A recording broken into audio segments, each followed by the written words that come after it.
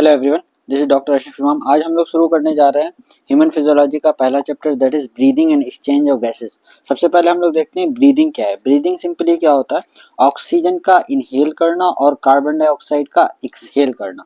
मतलब inhalation of oxygen along with exhalation of carbon dioxide is known as breathing या respiration.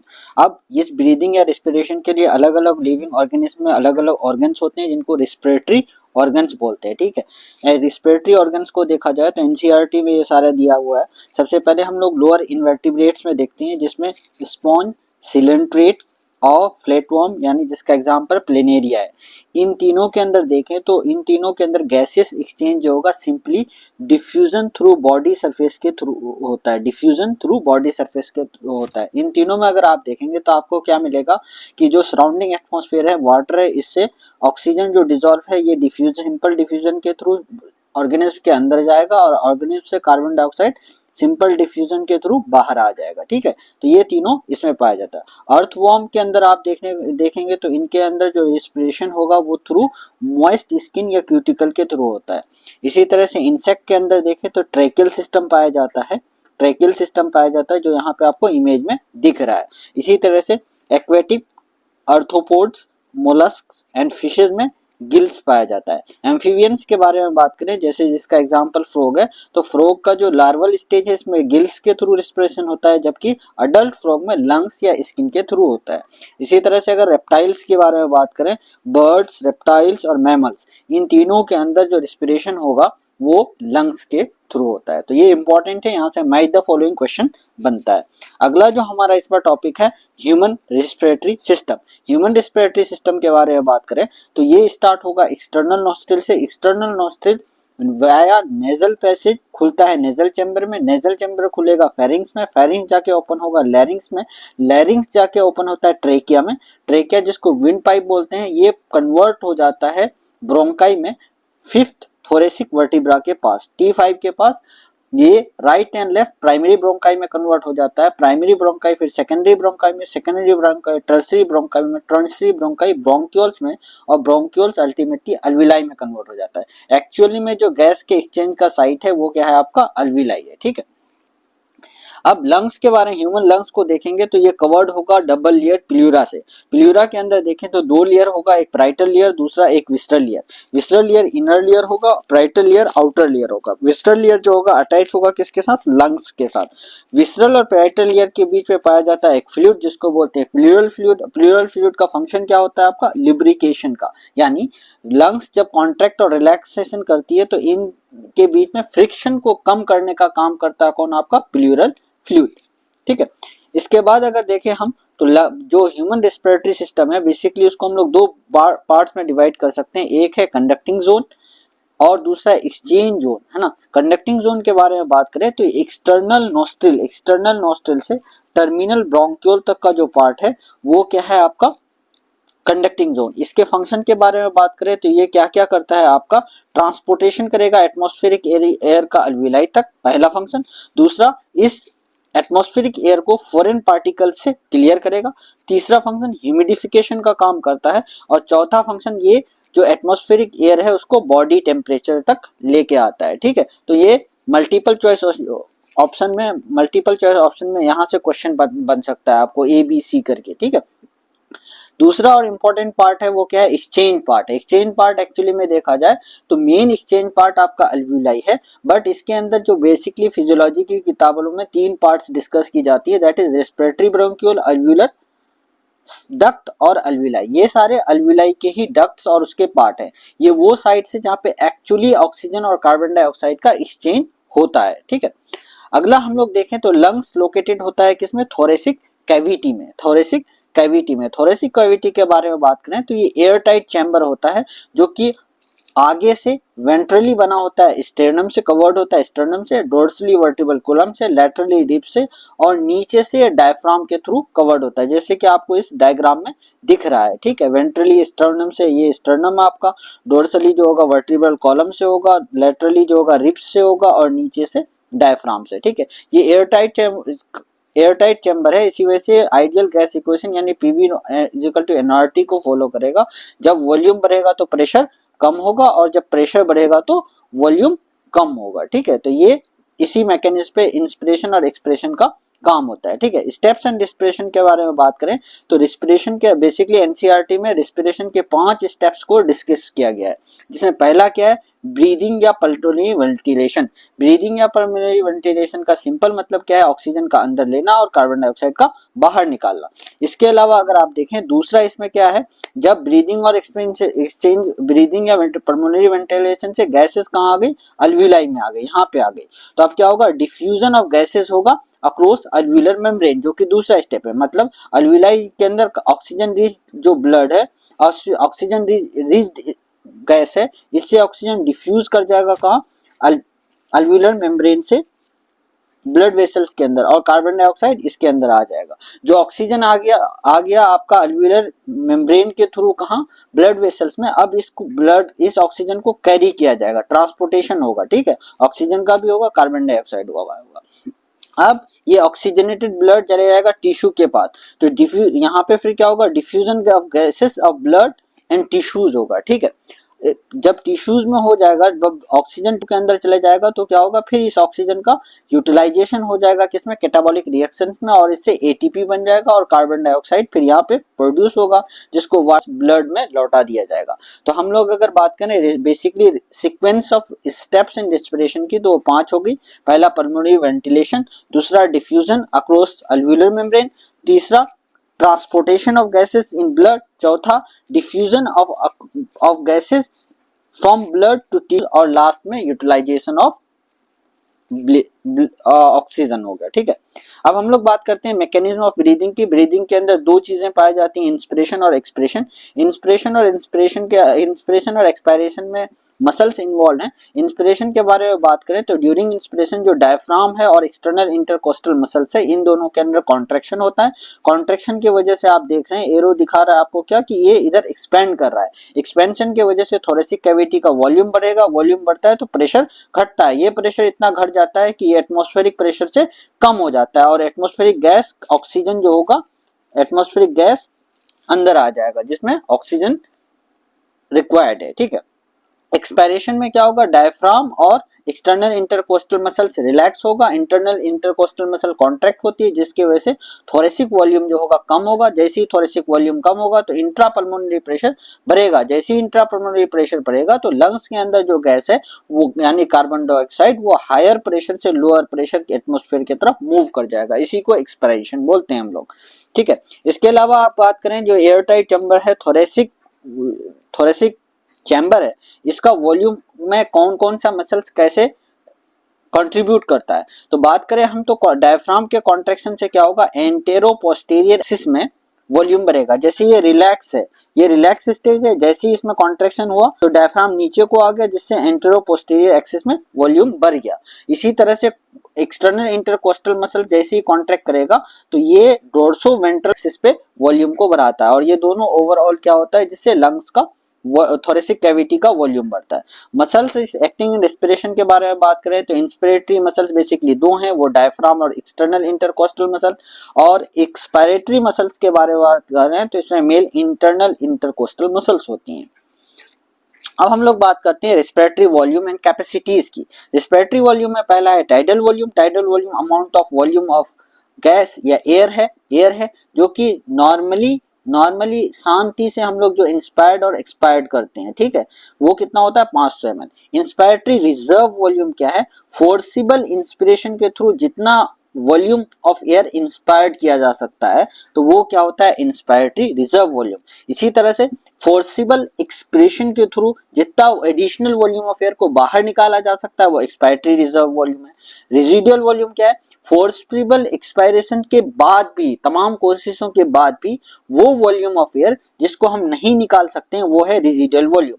इसी तरह से इंस्पायरेटरी कैपेसिटी क्या है कि नॉर्मल एक्सप्रेशन के बाद जितना मैक्सिमम अमाउंट में एयर को हम लोग इनहेल कर सकते हैं वो क्या कहलाता है, इंस्पायरेटरी कैपेसिटी, जिसमें क्या होगा, एक तो टाइडल वॉल्यूम है जो नॉर्मल इंस्पिरेशन से ले सकते हैं, दूसरा फोर्सफुल इंस्पिरेशन के थ्रू इंस्पायरेटरी रिजर्व वॉल्यूम ले सकते हैं। इसी वजह से टाइडल वॉल्यूम और इंस्पायरेटरी रिजर्व वॉल्यूम बना करके बनाता है क्या, इंस्पायरेटरी कैपेसिटी। इसी तरह से एक्सपायरेटरी कैपेसिटी में क्या होगा, फोर्सफुल एक्सपायरेशन के थ्रू हम लोग मैक्सिमम कितना वॉल्यूम निकाल सकते हैं। तो एक तो टाइडल वॉल्यूम निकाल सकते हैं, एक तो हम टाइडल वॉल्यूम निकाल सकते हैं, दूसरा एक्सपायरेटरी रिजर्व वॉल्यूम निकालते सकते हैं। तो ये दोनों मिलके क्या बना देता है आपका, एक्सपायरेटरी रिजर्व, एक्सपायरेटरी कैपेसिटी, ठीक है। दूसरा है आपका क्या, functional residual capacity. Functional residual capacity क्या है कि आपका एक नॉर्मल एक्सप्रेशन के बाद जितना वॉल्यूम लंग्स में रह गया, तो इसमें क्या होगा, अगर हम लोग फोर्सफुल एक्सपायरेशन करेंगे तो क्या क्या निकल जाएगा, एक तो टाइडल वॉल्यूम निकल जाएगा, एक एक्सपायरेटरी रिजर्व वॉल्यूम निकल जाएगा, ठीक है। एक्सपायरेटरी रिजर्व वॉल्यूम बच जाएगा क्या उसके अंदर, रेजिडुअल वॉल्यूम, ठीक है। बट अगर हमने नॉर्मल एक्सप्रेशन किया तो सिर्फ टाइडल वॉल्यूम रहेगा, ये दोनों वॉल्यूम आपका लंग्स के अंदर रह जाएगा। तो फंक्शनल रेजिडुअल कैपेसिटी यही अमाउंट है जो कि नॉर्मल एक्सप्रेशन के बाद लंग्स में रहता है।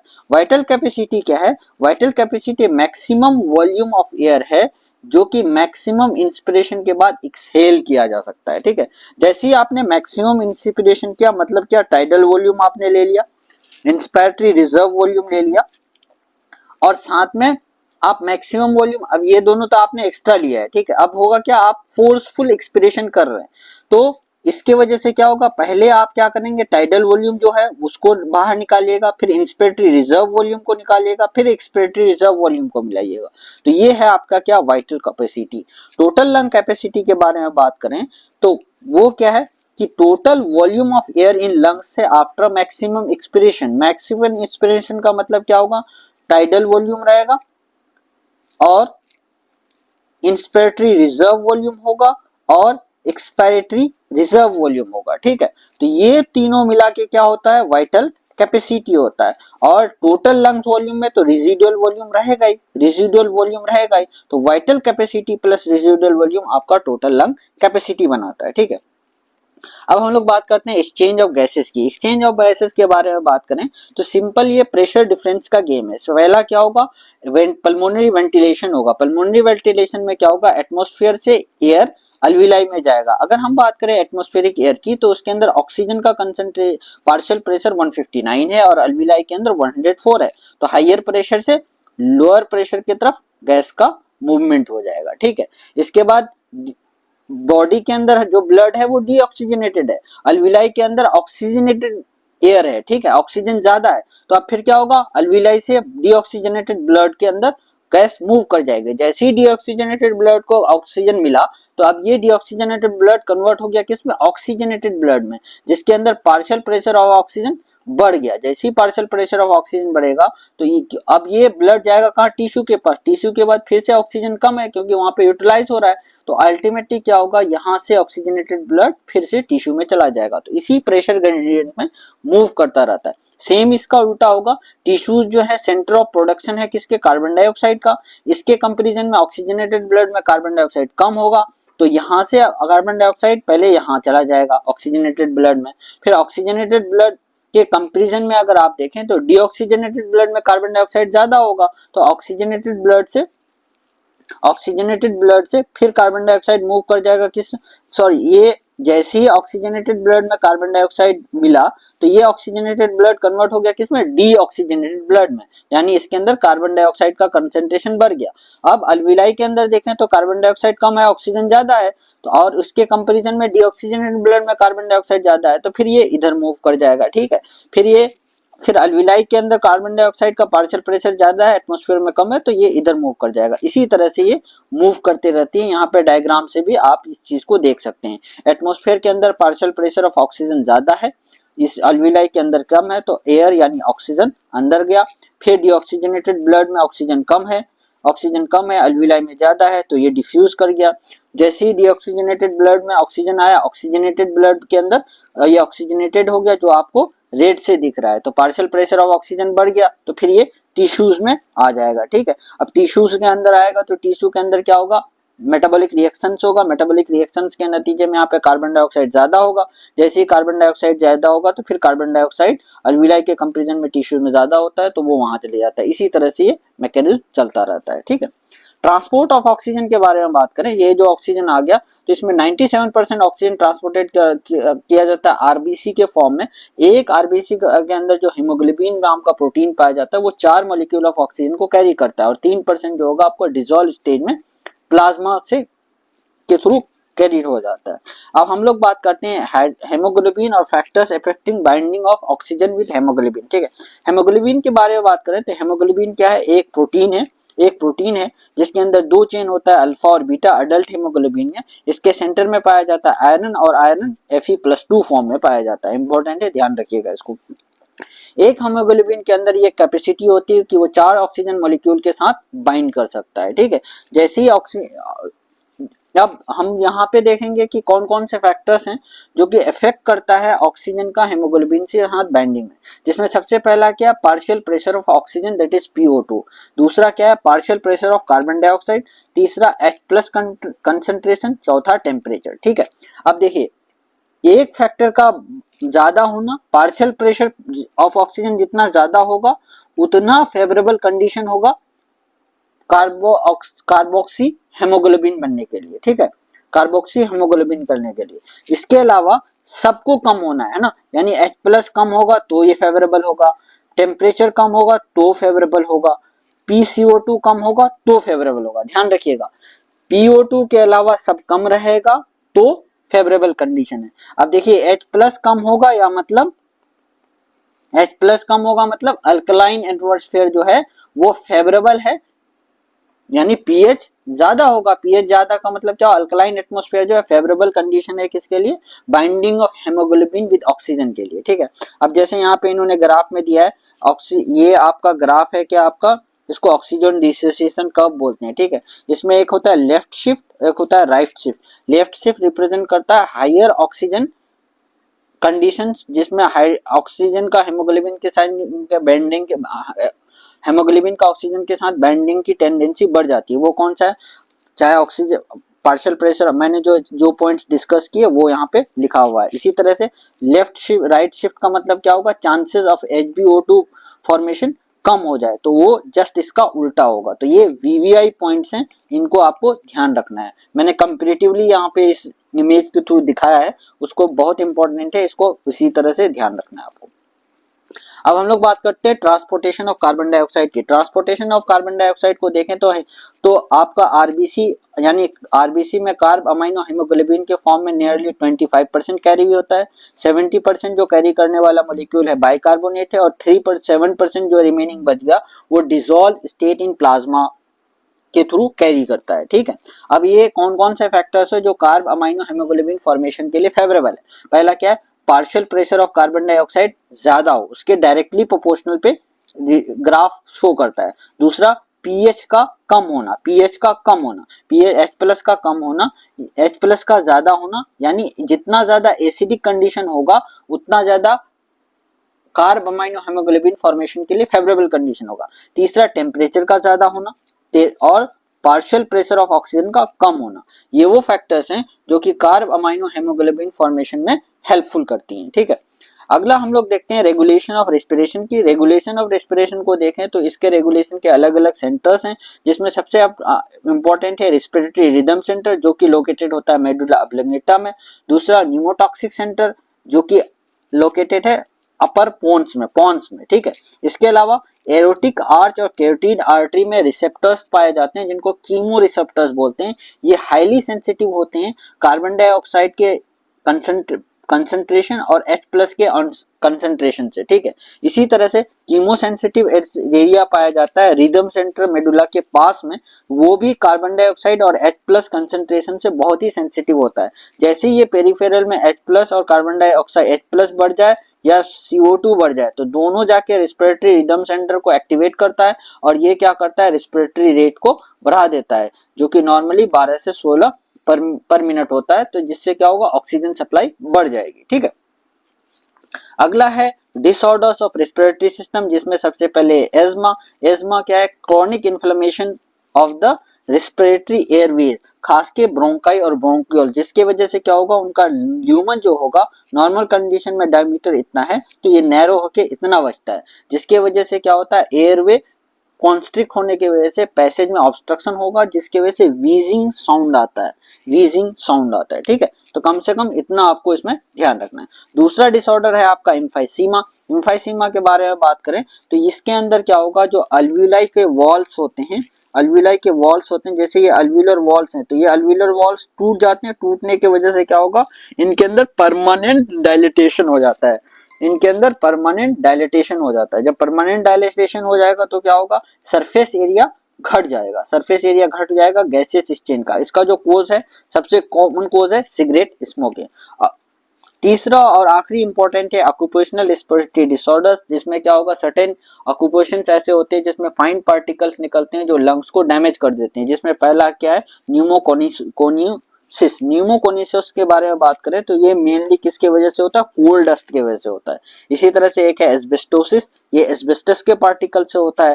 तीसरा है बिससिनोसिस, बिससिनोसिस मेनली कॉटन डस्ट की वजह से होता है। सिड्रोसिस आयरन डस्ट की वजह से होता है।